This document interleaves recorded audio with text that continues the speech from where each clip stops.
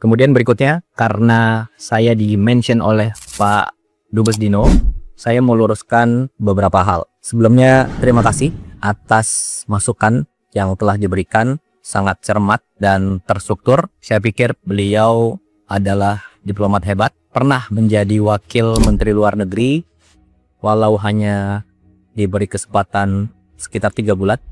Jadi yang pertama, masalah biaya bila keluar negeri. Ini sudah dijelaskan beberapa kali. Jadi segala kelebihan biaya yang telah dianggarkan oleh negara itu sepenuhnya ditanggung oleh pribadi Presiden Prabowo. Kemudian yang kedua, jumlah rombongan. Ini sangat penting. Jumlah rombongan Presiden Prabowo itu sudah berkurang besar-besaran, lebih dari separuh dari periode sebelumnya. Jadi kalau dulu itu sekali keluar negeri bisa lebih dari 120 orang. Zaman Pak Dino seperti itu. Nah, zaman Presiden Prabowo jumlahnya antara 50 sampai 60 orang maksimal.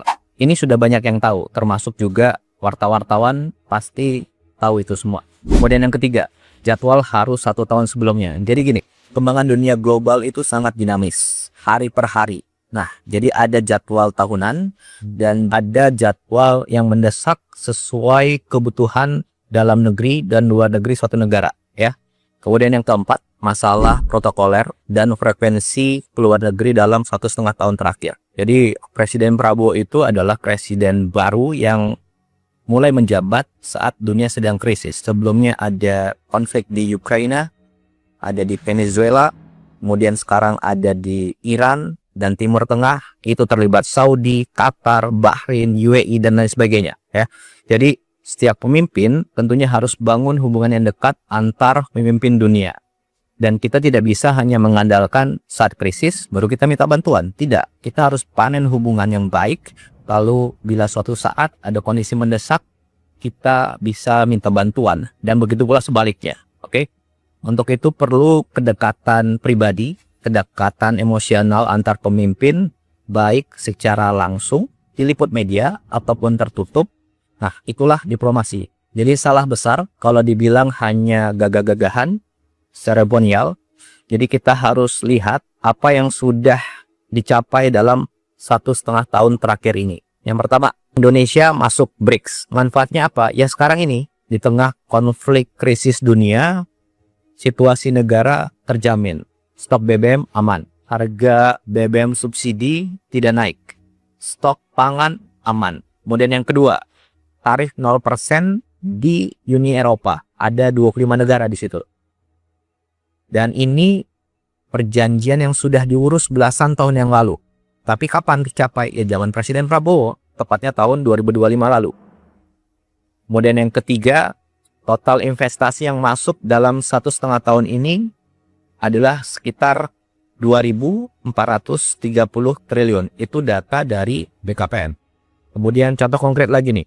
Bulan lalu, Presiden Prabowo ke Jepang dan Korea, kembali langsung ada investasi sekitar 575 triliun. Kemudian yang keempat, sekarang kita punya alat pertahanan yang kuat sekarang, ya. Dan itu dari banyak sekali negara. Prancis, Amerika, Rusia, Cina, Inggris, Eropa, banyak negara. Kemudian yang kelima, program ibadah haji tahun 2025 lalu dan khususnya tahun ini itu lancar. Nyaris tidak ada kendala-kendala yang signifikan. Indonesia adalah negara satu-satunya yang punya perkampungan haji di Arab Saudi. Dan Saudi sendiri mengubah undang-undangnya agar suatu negara mempunyai lahan di situ untuk digunakan oleh jamaah haji. Kemudian yang keenam, Presiden Prabowo betul-betul berperan aktif di Palestina. Apa buktinya? 1, kita ada drop off logistik dari udara. Sudah beberapa kali. Tidak semua negara bisa. Kenapa? Itu harus ada diplomasi dengan negara-negara yang wilayah udaranya dilewati oleh pesawat. Kemudian yang kedua, kita kirim kapal rumah sakit ke Palestina. Kemudian yang ketiga, kita menyekolahkan anak-anak Palestina di universitas di Indonesia. Sekarang mungkin sudah sampai 100 orang yang sudah sekolah di sini. Dan lain sebagainya. Kemudian yang ketujuh, Baru minggu lalu ada WNI yang diamankan pihak Israel di Laut Bebas. Dan lewat diplomasi dari Menteri Luar Negeri dan teman-teman Kemlu, selang beberapa hari kembalikan ke Indonesia. Jadi ini lewat diplomasi yang baik diberitakan maupun yang tertutup gitu ya. Dan ingat, yang tadi saya sampaikan adalah hasil konkret nyata 1,5 tahun terakhir. Dan semua itu adalah diplomasi yang dilakukan oleh Presiden Prabowo lewat berbagai macam cara, baik yang dipublikasikan maupun tidak dipublikasikan. Karena yang terpenting bagi kami adalah hasil konkretnya. Itu yang kita utamakan.